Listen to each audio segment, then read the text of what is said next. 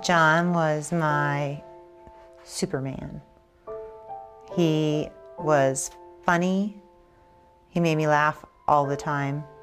John was just a very stable force in my life and in my children's lives. He turned us into a family. He was the ringleader of our 6 children's circus. We had, between the two of us, 6 kids, 3 boys, 3 girls. I experienced the best a relationship could be. It was really connected. We were having fun. We have, a handful of amazing kids, great friends, busy social life, a great neighborhood, starting a business together. It was just, everything seemed really, really perfect. And it was. Oh my gosh. Where was that? The impact John had on my life is continually one of the greatest impacts anyone has ever had on my life. John was one of the greatest all-around people I've ever met in my entire life. How was tennis? Good. We won all of our matches. You did? Oh my gosh. Yep. Is that a first? No, I won last time. You did?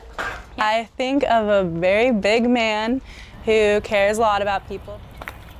He kind of was the big, fun dad to hang around. Not a day goes by that I don't remember something that he had done for me or with me. Slowly, our relationship changed in the sense that he just seemed less and less interested in doing anything together, less interested in going out socially. He was really content just staying at home, and whether I was sitting next to him or not sitting next to him really didn't matter anymore. And I just started becoming a little suspicious about why his interest in me had changed so much. I thought he had, for sure, was having an affair. At the time, it was total rejection, just dismissive.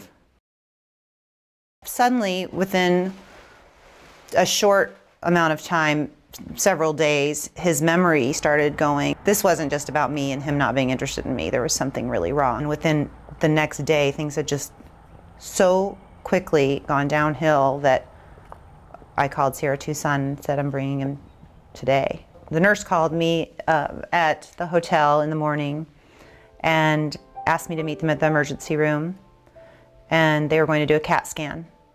Dr. Sanders came in, and I just remember exactly just the look on her face. And he was sitting on the table, and I was sitting in a chair, and she just said, you have a giant tumor in your brain. And I just fell apart, completely fell apart. And that was such a leap to go from thinking that your husband is not interested in you to your husband's life, the days are numbered. That's just, my brain couldn't process that. Watching him get sick was easily the hardest thing I think I've ever had to go through. I remember when I found out that John was sick, my mom called me, and my mom was crying, and she was like, John has brain cancer. And I just started bawling, and I put the phone down, and my friend asked me what was wrong, and I told her, and she started bawling.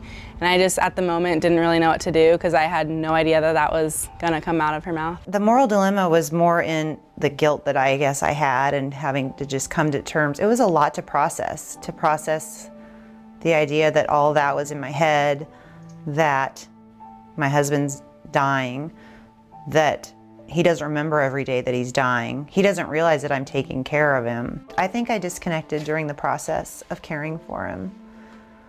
I think I had to. From the time he got diagnosed to the time he passed away was 5.5 months. After John's death, our family was completely lost. My mom was not there as a mother when we needed her most, and I felt as though she was just absent. She was doing her own thing. Trying to be a parent and leader in this house after John's death was not as easy as I would have liked. My opinion of my mom was flipped upside down. I can honestly say that there were times where I would not be afraid to say that I had hated her. And it was because of the decisions she was making. I definitely was not myself for a very long time, and it really was a really horrible place to be. What I hope people get from reading the book is that we can all endure anything. I believe we can all endure anything that comes our way. My mom has absolutely re-earned my respect and my trust and my love. I definitely forgive my mom for everything she's done, only because I think anyone in her situation could have made any kind of mistakes, and I don't think she did anything terrible that ruined anything. And if anything, she's raised like a great family with me and my brother, and I think we've all done a really good job with what we've been given.